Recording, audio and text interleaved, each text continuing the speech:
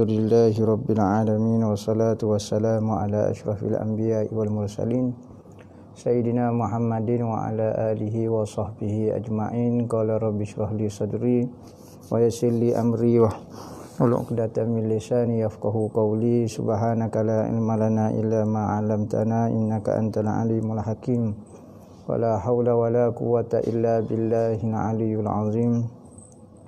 Nawaitu ta'lu wa ta'lim wa tazakkura wa tazkira wa nafa'a wal intifa' wal ifadah wal istifadah wal hasa 'ala tamassuki bi kitabillah wa sunnati rasulih wa du'a ila al-huda wa dalalata 'ala al-khair ibtigha'a wajhillah qurbihi wa sawabihi subhanahu wa ta'ala. Allahumma inni as'aluka ilman ladunni wa mashraba safiyahani ya wahhabu ya ghani.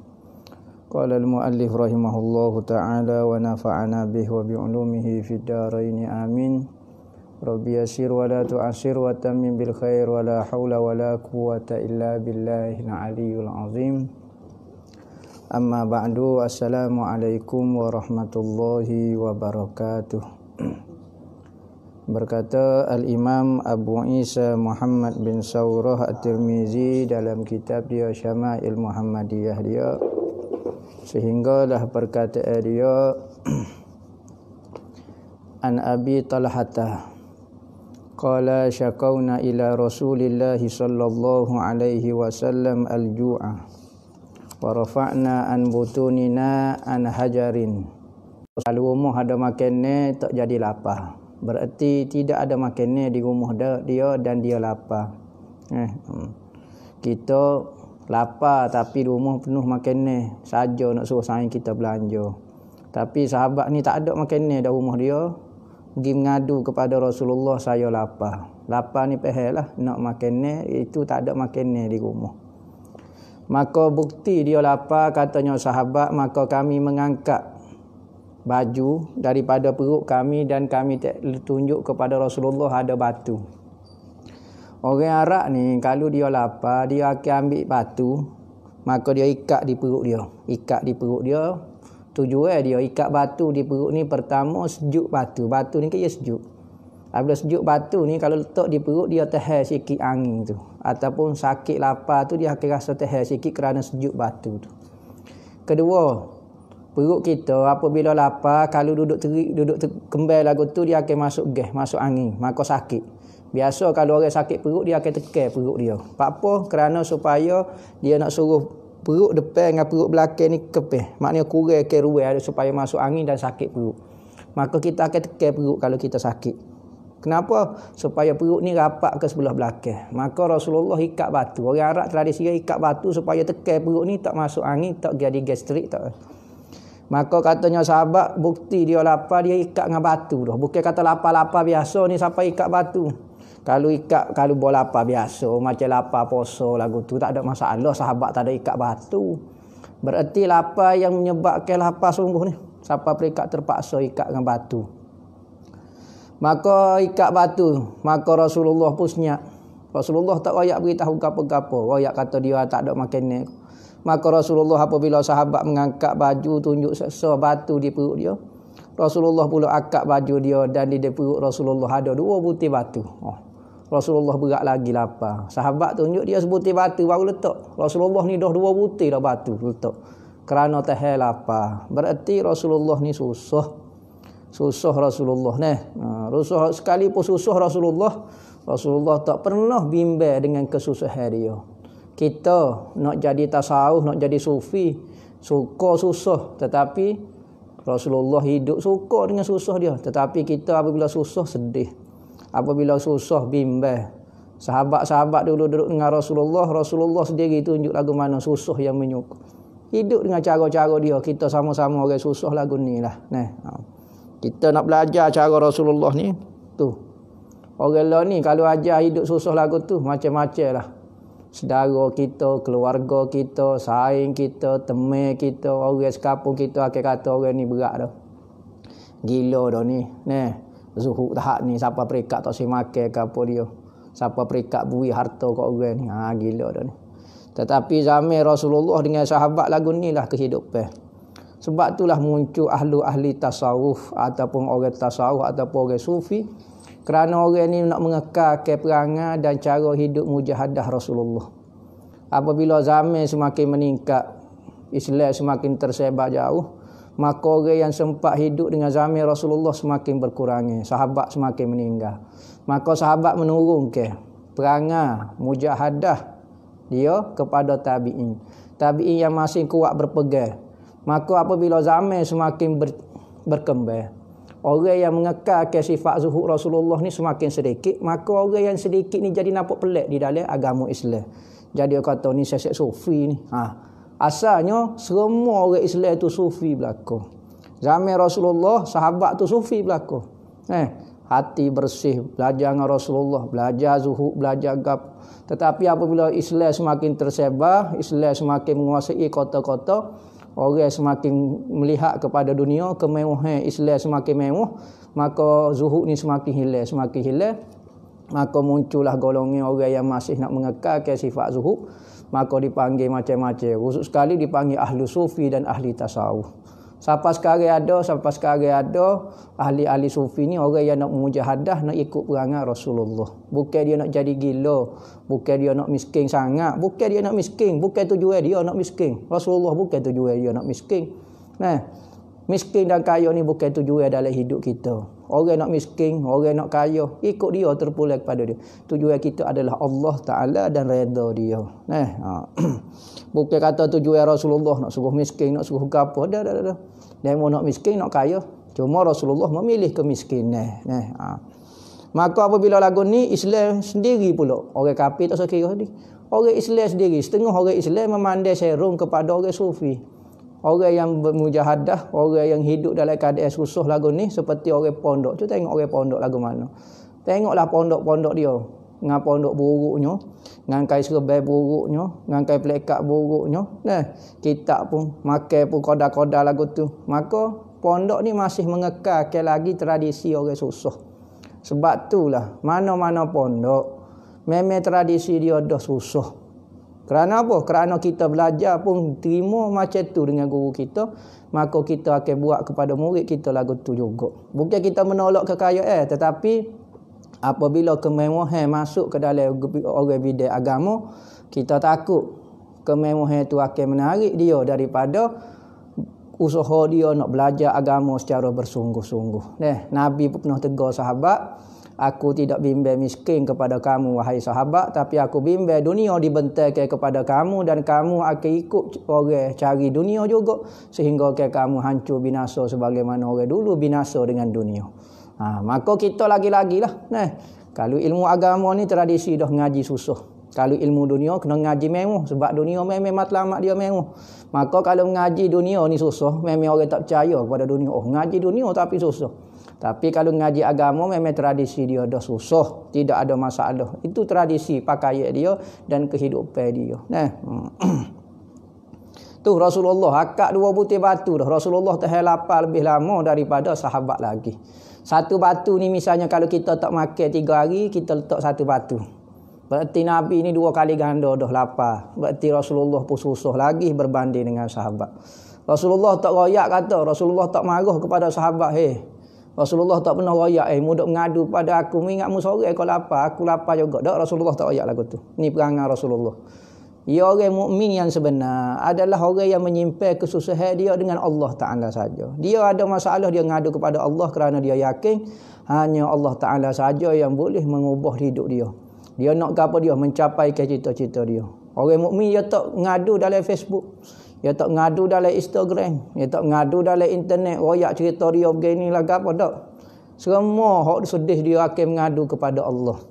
Tetapi kegembiraan dia akan beritahu kepada manusia. Wa amma bi ni'mati rabbika fahaddis. Kalau dia dapat nikmat, dia akan berkongsi beramai-ramai supaya orang melihat Islam ini indah, penuh dengan nikmat. Kesusahan dia sembunyikan di antara dia dengan Allah Ta'ala sahaja. Ni orang mukmin yang sebenar. Tapi kalau orang munafik, orang gapo, kalau taing gembira, tak pernah bersyukur ke Tuhan. Suka duk sore. Tapi time susah, suka iklan ke kesusahan dia. Suka royak beritahu dia ni susah, saya sedih, saya gani. Time dia senang, tak bersyukur pada Allah, tak mari kepada Allah. Tak pernah puji orang, tak pernah berjumpa dengan orang. Tetapi apabila miskin sudah mari ketemu dengan orang ni. Jadi orang mukmin tu lagu lain cara. Maka apabila hidup lagu ni lah hidup yang paling afdal sekali. Nabi kata sebaik-baik generasi, khairul quruni qarni. Sebaik-baik generasi adalah generasiku. Yakni hak susah lagu ni duduk dengan Rasulullah. Zaman Rasulullah ni sahabat tak kaya. Adakah tidak berjaya perjuangan Nabi, dakwah Nabi kerana meninggalkan sahabat-sahabat yang miskin amat? Kerana kejayaan Islam bukan dinilai dengan harta. Tujuan kita di dalam hidup dan beragama adalah tujuan dapat redha Allah. Kehidupan kita sama ada nak kaya atau nak miskin suku pasar, tetapi kita sudah berjaya kerana zaman generasi sahabat ini generasi yang diredha oleh Allah Ta'ala radhiyallahu anhu wa radu anhu. Dia redha dengan Allah, sahabat redha dengan Allah, Allah redha pula dengan mereka. Ini generasi paling afdal. Summal ladzina yalunahum, summal ladzina yalunahum. Kemudian generasi yang mengikut sahabat yakni tabi'in, dan generasi yang mengikut selepas daripada sahabat tabi'in. Ni Rasulullah puji generasi dia. Kalau kita baca generasi sahabat ini, tu kehidupan. Ramai orang susah. Adakah apabila generasi terbaik, generasi mesti kena kaya belaka, generasi kena mewah belaka. Tetapi tak adalah generasi yang paling orang bersifat dengan sifat kemanusiaan sekali adalah zaman sahabat. Sahabat ni betul-betul manusia kita tengok. Dari sudut sifat ambil berat dengan orang, sifat sabar, sifat saling percaya, sifat saling menyayangi, saling lemah lembut di antara orang Islam, sangat tegas kepada orang kafir. Semua ciri-ciri yang disebut oleh Islam, yang diingin oleh Allah Ta'ala disebut dalam Al-Quran ada pada dada sahabat. Maka generasi sahabat betul-betul kita tengok hidup dalam manusia. Sehingga orang kafir kalau masuk dalam kota Madinah, nak kata sahabat ni dibuat oleh Rasulullah, ditarbiah oleh Rasulullah sampai peringkat lagu tu menjadi seafdal-afdal makhluk selepas daripada nabi-nabi, sahabat-sahabat. Apabila orang kafir masuk kepada kota Madinah, maka masuk tu orang Madinah akan tanya, awak ni saya tak pernah lihat di sini. Awak ni orang baru. Okey, silakan duduk, saya belanja makan. Awak boleh makan di sini selama 3 hari, saya jamu awak sebagai tetamu di kota Madinah. Allah, orang kafir dengar terkejut. Kerana apa? Ada satu cerita orang kafir ni ada 3 orang kafir. Nak tengok orang Islam ni setara mana agak baik, setara mana agak ekonomi dia, setara mana agak kejujuran dia, betul kau tidak kau lagu mana. Maka dihantar seorang orang kafir. Atas seorang tak klik. Atas ke Madinah tak klik. Maka 2 orang ni becek sudah kena bunuh dah saing kita ni. Maka kita kena pergi sendiri dah, tak boleh harap dah, kita kena pergi sendiri. Maka gilah dia, pergi tengok Madinah ni lagu mana. Maka bila sampai di kota Madinah, makan free.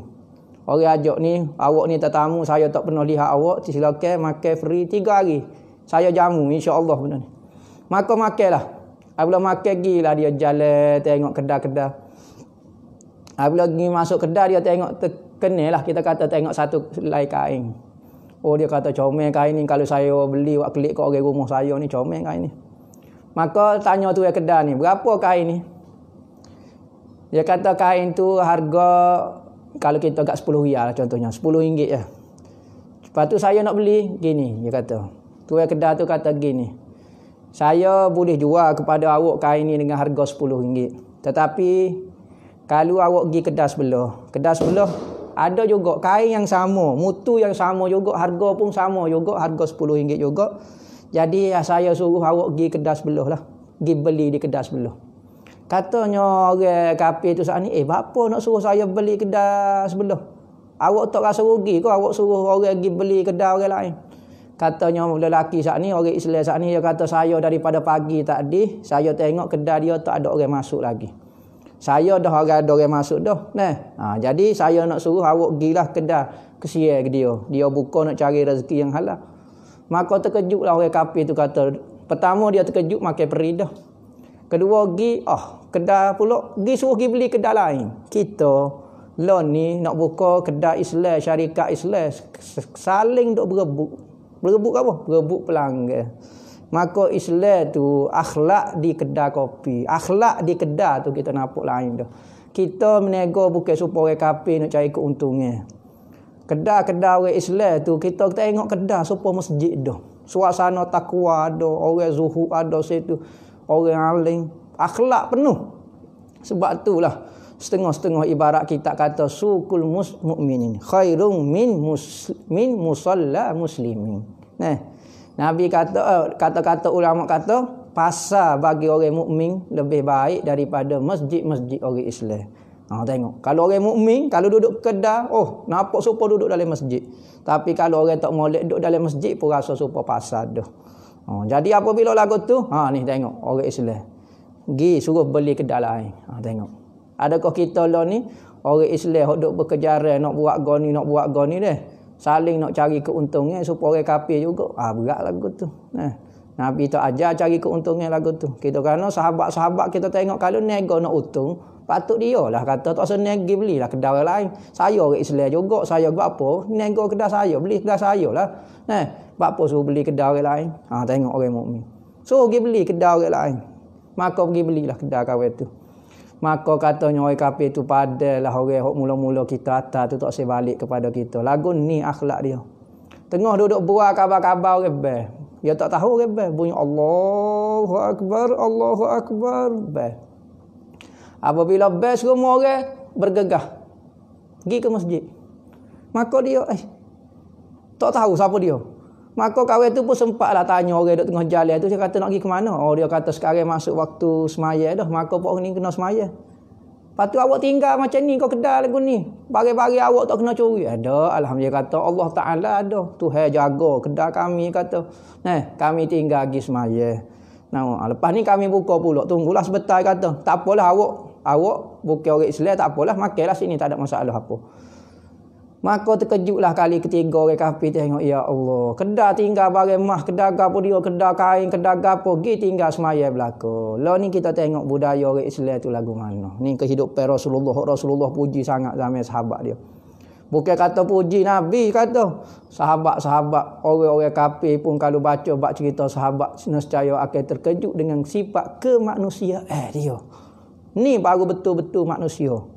Kaya itu tak menunjukkan kemanusiaan. Kemanusiaan itu akhlak.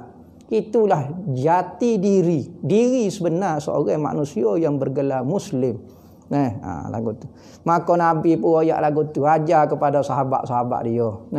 Bukan kata Islam melarang jadi kaya. Bukan Islam melarang buka syarikat besar-besar. Buka tak ada masalah apa.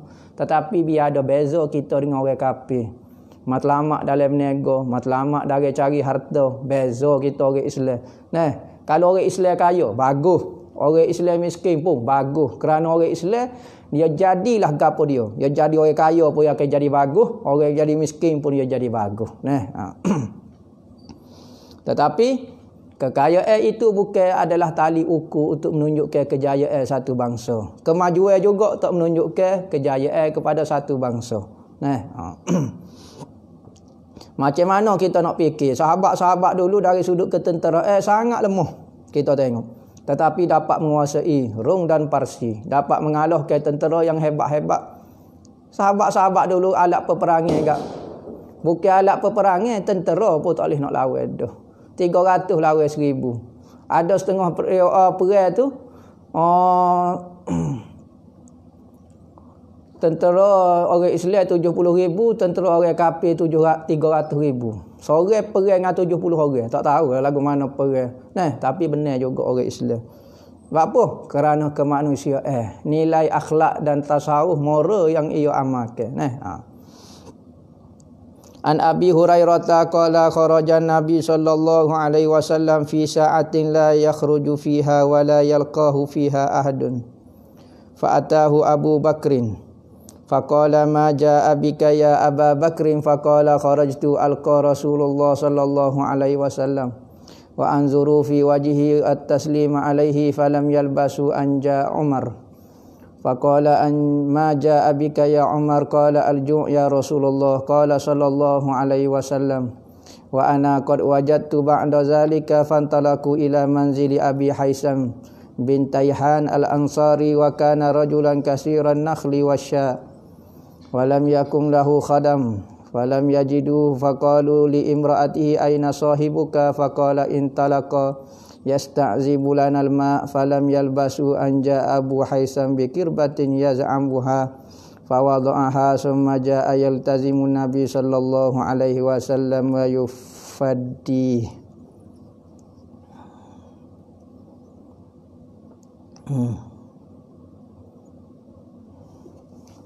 Daripada Abi Hurairah radhiyallahu anhu berkata ia, Rasulullah pernah keluar pada satu waktu yang orang lain tidak pernah keluar.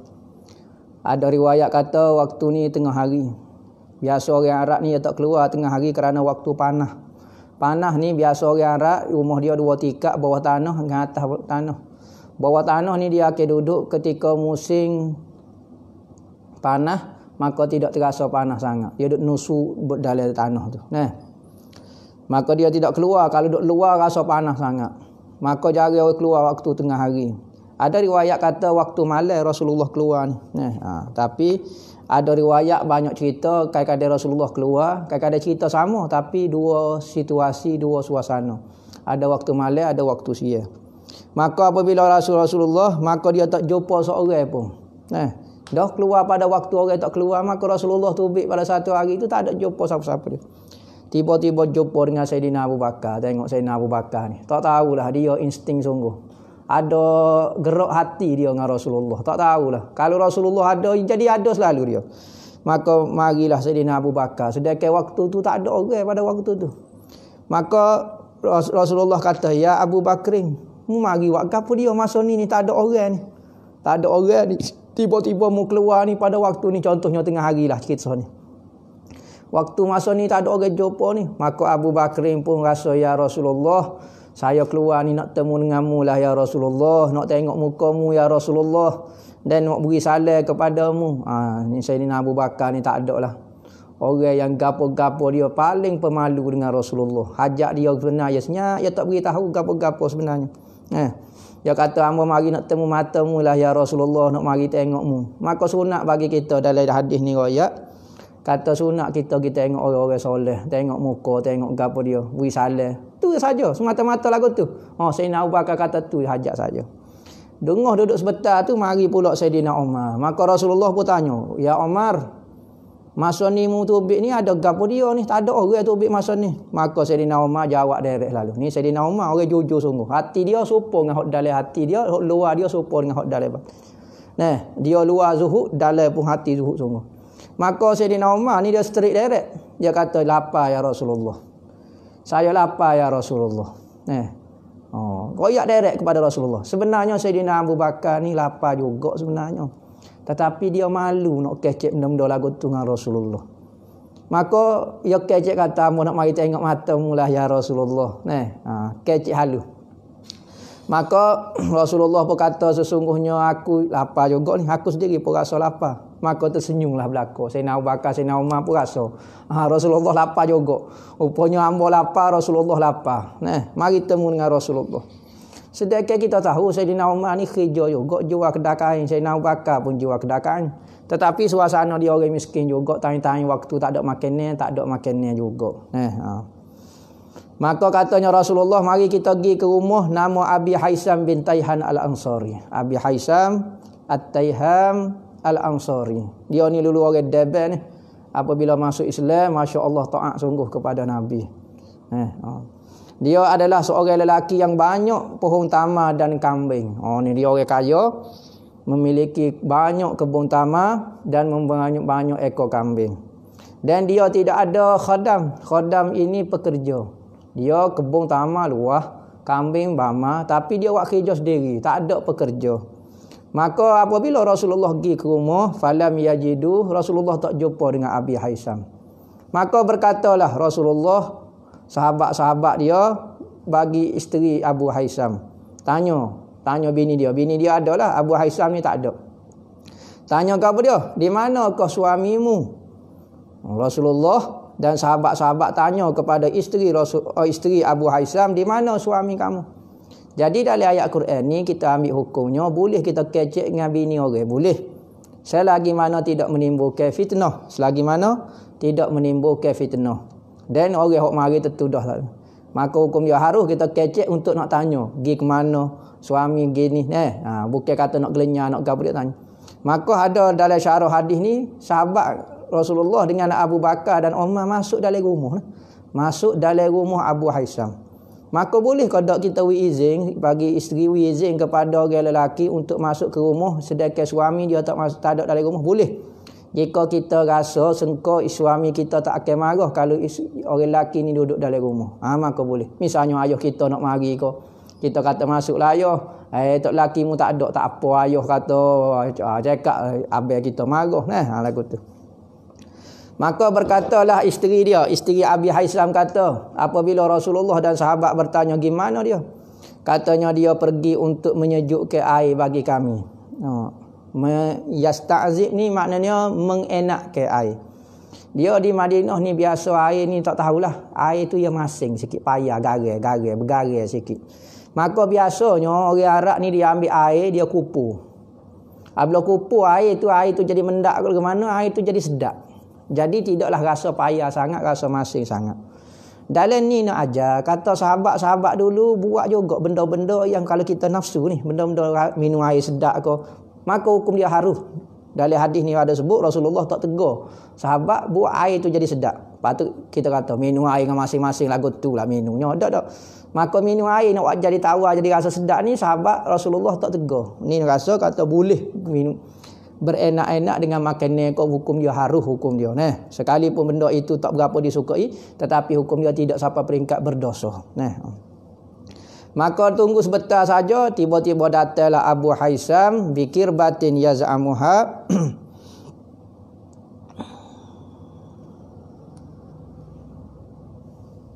Bikir batin girbah. Maknanya Abu Haisam bawa girbah, maknanya air lah. Air yang berbuh dalam girbah. Girbah ni maknanya kulit kambing diisi dengan air. Maka dia pun letaklah kambing tu, maka kita temu dengan Rasulullah yaltazimun nabi. Maka dia kita temu Nabi, dia letak air dia mari daripada tempat ambil air tu, maka dia letak girbah dia, maka pergi jumpa dengan Rasulullah, maka dia peluk Rasulullah. Tabiat orang Arab dia tak bersalah, dia peluk. Yaltazimu ni maknanya kita rapat ke dada dia dengan dada kita. Tu. Maka ya ta'anaka ni letak ni tekuk ni. Unuk ni panggil. Maka belaga tekuk. Belaga tekuk ni. Maka orang Arab lagu tu cara salah dia. Betul-betul salah sungguh peluk. Ambil berkat. Maka hukum dia harus mengambil berkat dengan orang soleh. Maka perbuatan sahabat pergi peluk Rasulullah. Unuk. Wa yufaddih, dan dia memfidakkan. Fidak ni kecek lagu ni. Aku tebus ibu ayahku untukmu ya Rasulullah. Maknanya hamba rela tebus ayah saya untuk dapatmu ya Rasulullah. Ni kata-kata orang Arab nak memuliakan orang yang ia puji. Saat ni nak kata orang yang ia puji ni tak ada lah. Paling tinggi sekali di sisi hati dia, sehingga dia rasa dia nak tebuh diri saya ataupun mu ayah saya rela tebuh untuk dapatmu ya Rasulullah. Ni cara orang Arab kecek. Bi abi wa ummi. Wa yufdih bi abi wa ummi. Maka saya fidakkan. Saya tebus ibu dan ayah saya untuk dapatmu ya Rasulullah. Ni Summa intalaka wallahu a'lam. Hadis ni panjang sikit yang kecek bab kehidupan Rasulullah. Banyak benda kita boleh belajar daripada hadis ni.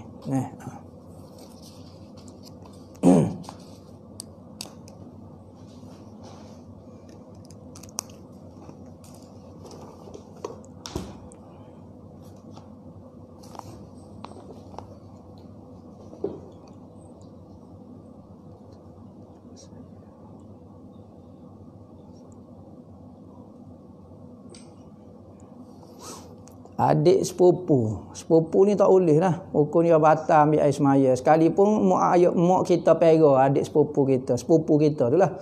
Adik sepupu maknanya dia lebih muda pada kita. Sepupu kita tu mak ayah kita pera, dia tak nyusu, maka tak panggil anak susu lah. Adik-beradik susu pun tak, maka tetap hukum sepupu, hukum dia tidak boleh.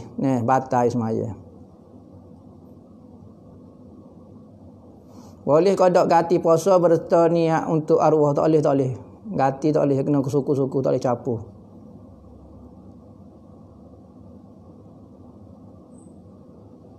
Saya mengidap kau? Fibroid. Sis.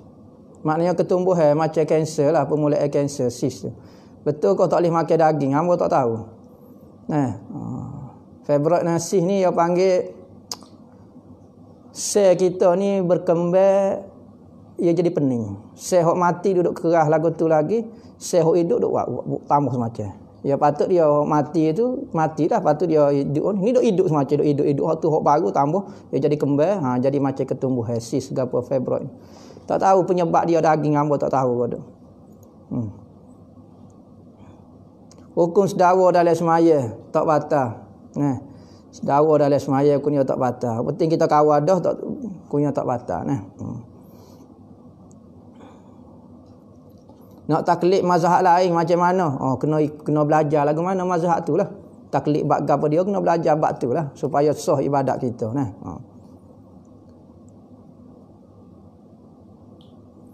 Perempuan pakai baju Melayu dan buat live dalam FB promote baju Melayu gini.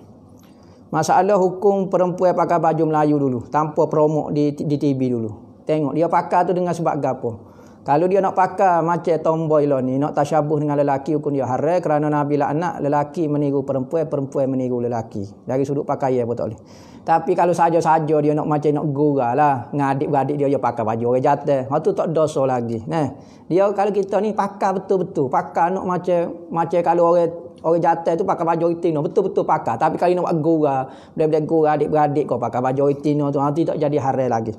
Tapi di promote di TV pula, promote di FB kau gapo dia, kalau menyebabkan menunjuk tubuh anggota dia kau gapo dia yang tidak sopan, jadi haram lah. Gitu saja. Jadi pakai baju Melayu tu lain, promote di gitu pun hukum lain dah.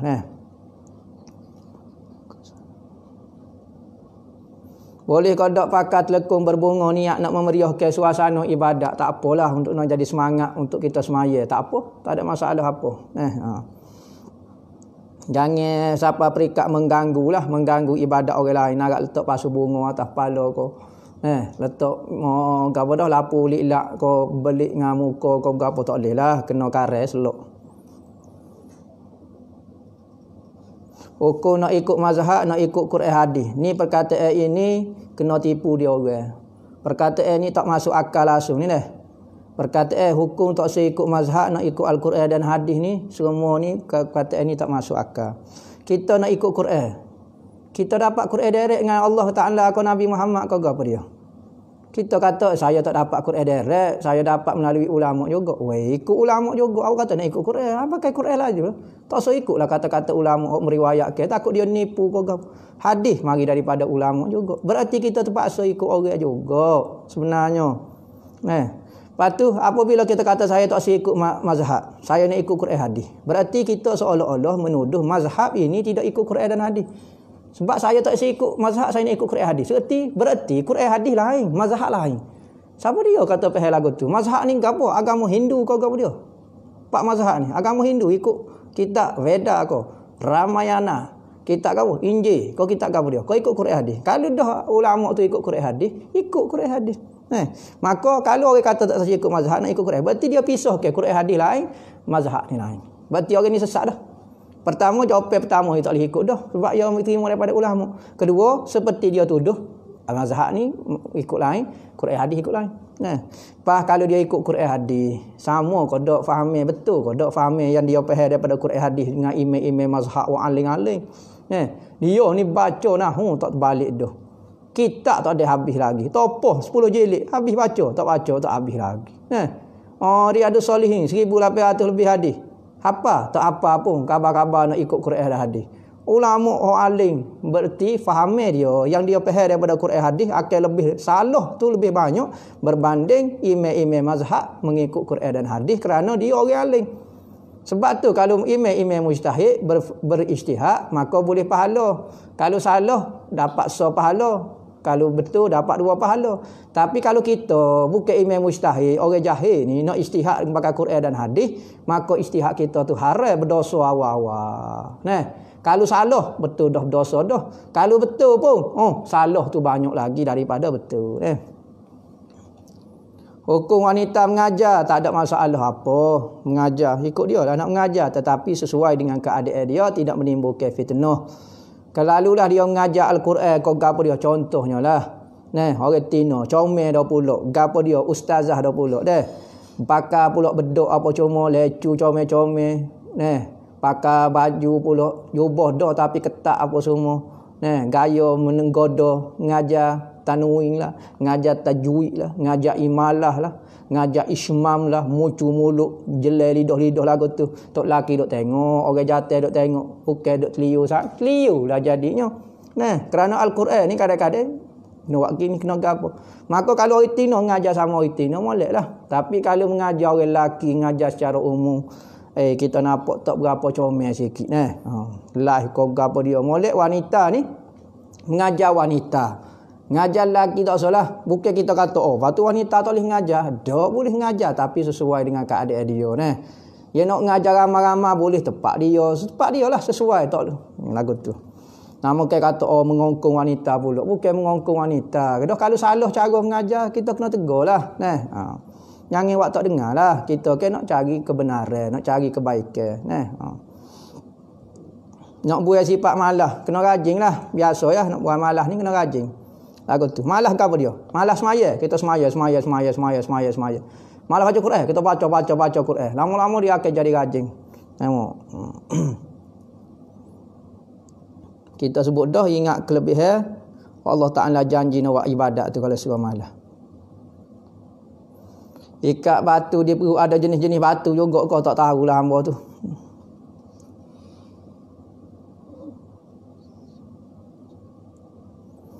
Orang puas tak puasa kena gati, orang semaya tak payah gati dah. Semaya tak payah gati. Kalau semaya kena gati nyanyolah 5 hari, 5 kali sehari tu. Pas duk acu nak habis gati pula. Pura kena tinggal Quran, kena tinggal pula semaya. Puasa ni tak apa sebab dia masa tu banyak. Nah, setahun ada 12 bulan, sebulan ya tak boleh puasa, 15 hari misalnya. Boleh gati dalam 11 bulan tu banyak masa. Boleh kau berdahan dalam semaya? Tak boleh berdahan dalam semaya. Tanah nu. Batal semaya hukum dia nah. Jadi kalau tak imam berdahan dalam semaya. Tak imam kan nak suara sedap. Bismillah. Kalau berdahan ni tengok, kalau berdahan untuk baca ayat wajib boleh hukum dia. Tapi berdahan untuk baca ayat sunat, baca ayat surah ke apa, hukum dia batal sembahyang. Tapi kalau kita tengok tak imam berdahan tengah nak baca kuliah ke apa dah, maka kita tanggung kata imam tu terlupa. Kalau tu imam terlupa, hukumnya tak batal lah dia, sebab dia terlupa. Tapi kalau dia sengaja tak boleh lah batal semaya dia.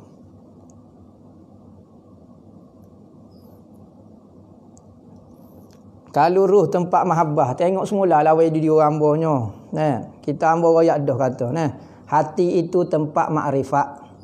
Hati itu tempat berkenalan dengan Allah. Batin, ingat tubuh kita ni dia ada batin dia, dalamnya dia. Okey, ni yang tubuh zahir. Tubuh zahir hamba ni ada benda dalamnya hamba. Sama ada benda dalamnya tu dia duduk dalam, kau penting dia dalamnya panggil. Benda batin hamba ni, batin pada jasad ni dipanggil hati. Hati ini batin kepada jasad. Pas lagu mana? Batin kepada jasad, inilah tepat nak kenal Tuhan, guna benda ni. Bukan benda zahir ni, bukan jasad kita guna ni untuk kenal Tuhan, guna hati. Hati ni dia ada batin dia. Hati ni dia ada batin pada hati ni pula. Dipanggil apa? Dipanggil ruh. Batin kepada hati ni dipanggil ruh. Ruh ni tempat saya baru timbul di situ. Timbul di ruh. Baru boleh menyayangi. Nah, mahabbah, maka mahabbah ni di ruh dah. Batin kepada ruh ini dipanggil sir. Sir ini pula tempat musyahadah, tempat tengok, nampak jelas dah. Nah, tempat tengok Tuhan. Istilah kita panggil tengok musyahadah ni tengok Tuhan. Nah. Tengok ni tak syarat benda tu berubah. Misalnya contoh nak kata, tengok Tuhan. Lagu mana tengok Tuhan? Misalnya seorang ni gambar nak contoh mudah. Seorang tu teringat kok jenak. Minat kok jenak. Tiba-tiba dia lalu ke rumah jenak, dia tengok selipar jenak. Orang lain kata, selipar jenak tu. Dia pun tengok selipar jenak. Nampak jenak. Hangpa nampak jenak, tak nampak selipar, hangpa nampak jenak. Bukan kata selipar tu jadi jenak, selipar tu selipar lah. Tetapi dia nampak jenak. Mana awak nampak jenak? Saya nampak selipar. Dah hati duk teringat ke jenak. Gosok sekali selipar pun nampak serupa jenak. Bukan muka jenak serupa selipar. Nah, tetapi nak kata dia tu. Maka sir itu batin kepada batin kepada apa? Ruh. Batin kepada ruh. Pas cara zikir dia, zikir hati la ilaha illallah. Ni cara nak bersihkan hati dengan banyak kali sebut la ilaha illallah. Nak bersihkan ruh, banyak kali sebut Allah, Allah, Allah, Allah.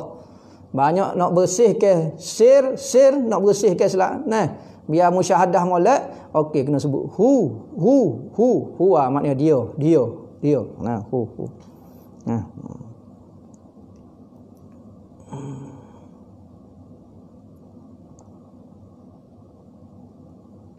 Jadi ambil ijazah lah. Satu amalan dipanggil Tariqah Idrusiyah. Tariqah Idrusiyah.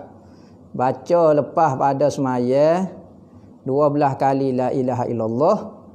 Allah Allah 12 kali. Hu 12 kali. Lepas. Mudah-mudahan bersih hati, roh dan sir kita. Sebelum daripada tu, afdalnya amal ke sebelum daripada amal lepas pada semaya tu 12 kali, baca 12,000 kali la ilaha illallah, habis 12,000 kali la ilaha illallah, baca Allah Allah pula 12,000, lepas tu baca hu pula 12,000. Lepas tu baru startnya. Ambil ijazah lah Tariqah Idrusiyah tu. Boleh tak pakai gelar niat untuk niat nak wear sihir? Boleh tak pakai gelar kokak kau nak? Boleh, tak ada masalah apa. Sebagai perubatan. Tak ada masalah. Boleh tak beri zakat kepada orang bukan Islam? Tak boleh. Orang yang terima Islam semua Islam belaka. Orang yang terima zakat semua Islam belaka. Buat perkara makruh dalam solat boleh meluputkan fadilat jemaah kau? Ya, kebanyakannya lagu tu lah. Ada juga tak itu pun. Tetapi kebanyakan buat benda-benda makruh ketika berjemaah akan meluputkan fadilat berjemaah.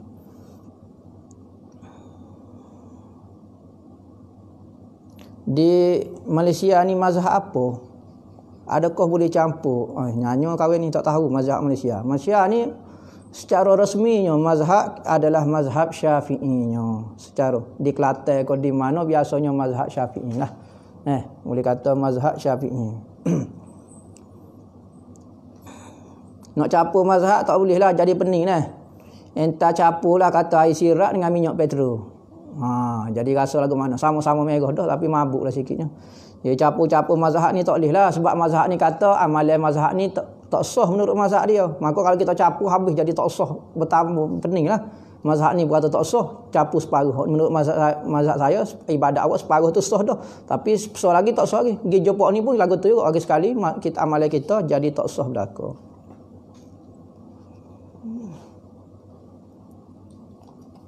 Mana lebih afdal bagi juzuk khatam rumuh ataupun baca ramai-ramai sekaligus? Baca ramai-ramai lah supaya majlis khatam 30 juzuk tu dalam satu majlis.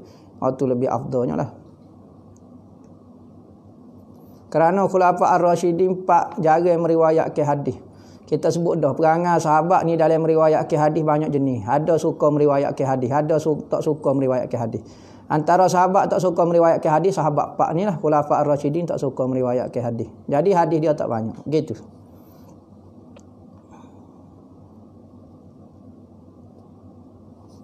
Boleh kau tak sedekah duit tapi niat zakat terah? Tak boleh lah. Lain-lain belaka tu. Sedekah tu sunat, zakat terah tu wajib lah.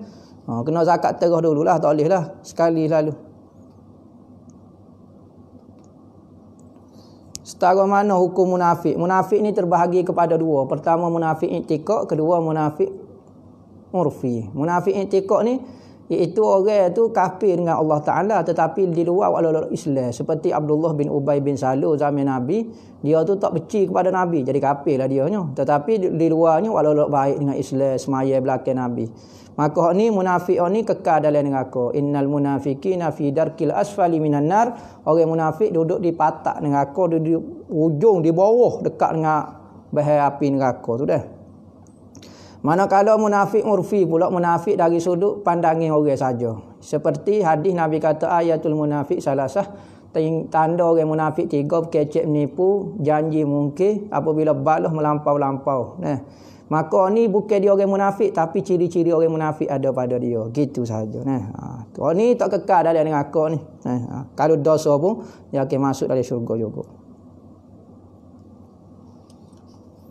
Hukum sebaris jemaah, family, anak, adik beradik, hukum dia sah, tak ada masalah apa. Sembahyang itu sah, tetapi tidak dapat fadilat sah.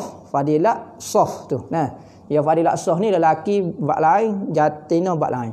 Tapi kalau kita adik beradik setuh tu atas sembahyang dengan kakak kita sembahyang direct rapat mesra sangat. Hukum dia sah, tak ada masalah apa, haram pun tidak sebab adik beradik. Cuma tidak dapat fadilat sah. Kelebihan amalan surah Al-Mulk, tabaraka, tiap-tiap amalan selamat daripada siksa kubur.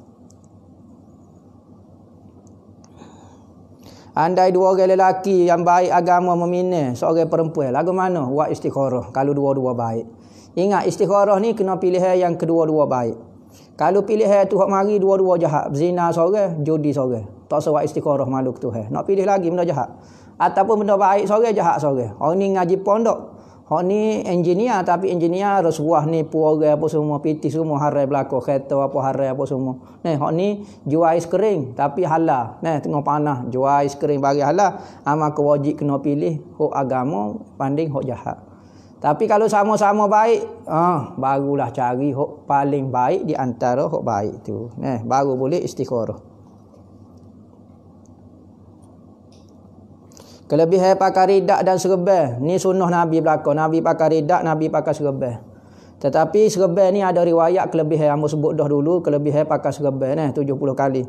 Manakala kelebihan pakai ridak ni tidak ada. Hamba tak tahu, hamba tak jumpa lagi kelebihan siapa dia pakai ridak ke apa. Tetapi benda ni sunnah Nabi tentu dapat pahala. Dia ridak dan serban ni perhiasan bagi seorang lelaki.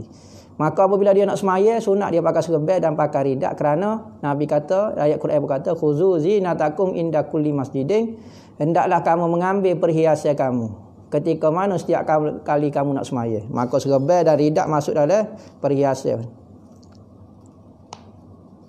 Ada kata malaikat berada di ekor serban. Tak tahu hamba ni. Hukum lipat lengan baju dalam solat, apa hukum dia? Makruh. Lipat lengan baju, lipat lengan kaki seluar, lipat daba ni. Ada ulama kata lipat daba ni. Daba ni makruh berlaku. Rambut kita sumbat dalam piyuh, kita lipat lagu tu, hukum dia makruh berlaku tu. Amalan untuk sampai ke kota Taring, sebut ya Taring wa ahlaha, ya Taring wa ahlaha, ya Taring wa ahlaha 100 kali sehari.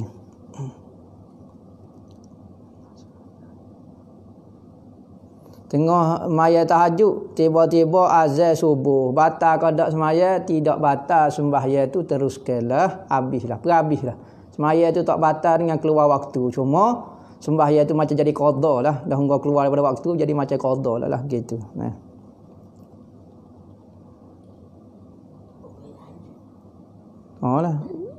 Doa yang boleh mengubah takdir, bab akidah. Ya, doa boleh mengubah takdir. Takdir ni maknanya takdir yang tertulis di Lauh Mahfuz. Boleh berubah. Ada kata di ilmu Tuhan tidak berubah dah, cuma berubah di takdir di Lauh Mahfuz, yakni Tuhan tulis takdir di Lauh Mahfuz boleh berubah dengan sebab doa. Siapa Ibnu Abbas, sahabatlah Abdullah Ibnu Abbas nama dia. Cerita dia panjanglah siapa dia Ibnu Abbas ni .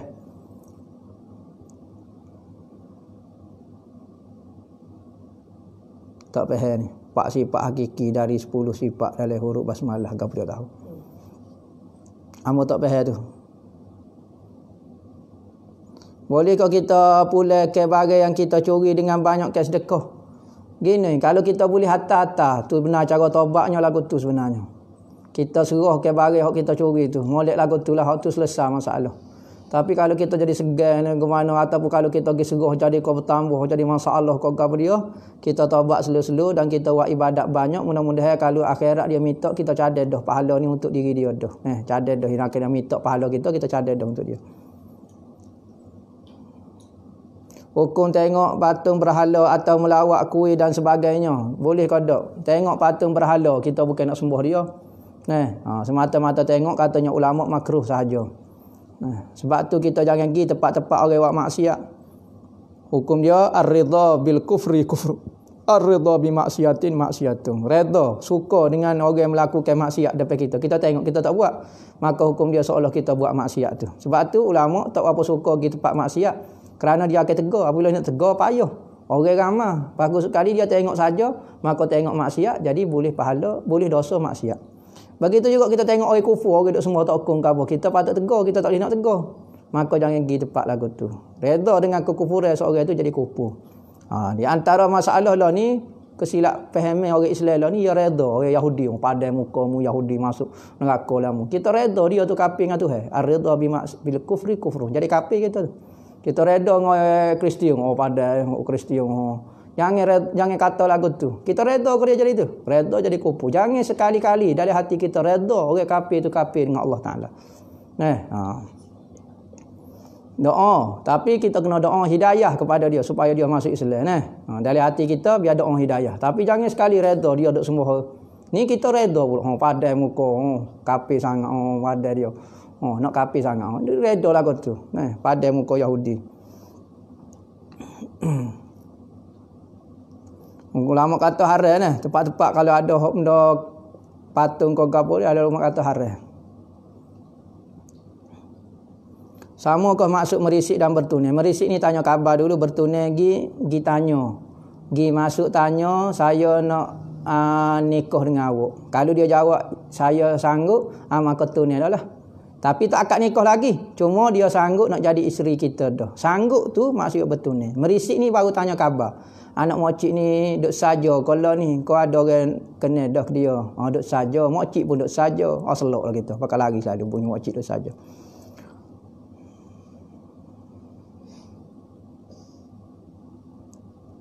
Ubaidillah bin Jahsy ada kata dia murtad, ada yang menafiki. Apakah pandangnya? Gini. Masalah ada ulama kata dia jadi murtad, ada kata dia tidak jadi murtad. Ginilah kalau kita tak pasti, no comment. Kata saya tak tahu cerita ni. Takut-takut dia tak murtad, kita kata murtad nyanyo. Baik salah kata dia Islam daripada salah kata dia kafir. Kerana salah kata orang kafir masuk Islam tak ada hukum. Tapi kalau salah kata orang Islam jadi kafir, kena jadi kafir kita. Maka ada ulama kata saya tak tahu. Ada perbahasan bab Ubaidillah bin Jahsy ni.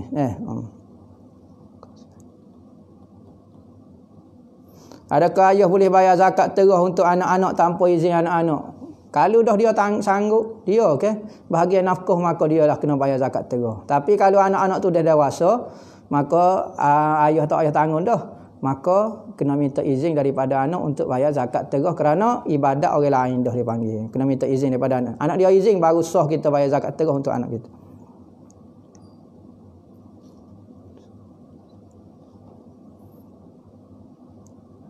Boleh kau tak ajar baca Fatihah untuk ibu bapa walaupun masih hidup supaya beza ibu bapa, supaya biasa ke dia baca Fatihah untuk ibu bapa dia meninggal. Jangan niat lagu ni. Cara ajar dia lagu ni. Lepas pada semaya, jangan niat kata baca Fatihah dah, kok mak kok ayah. Dia duk makan nasi.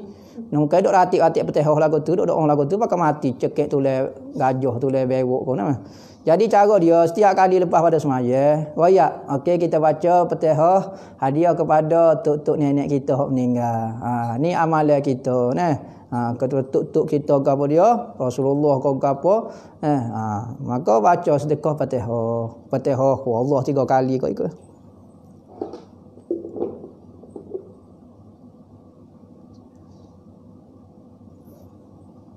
Gapo dia ni ya abati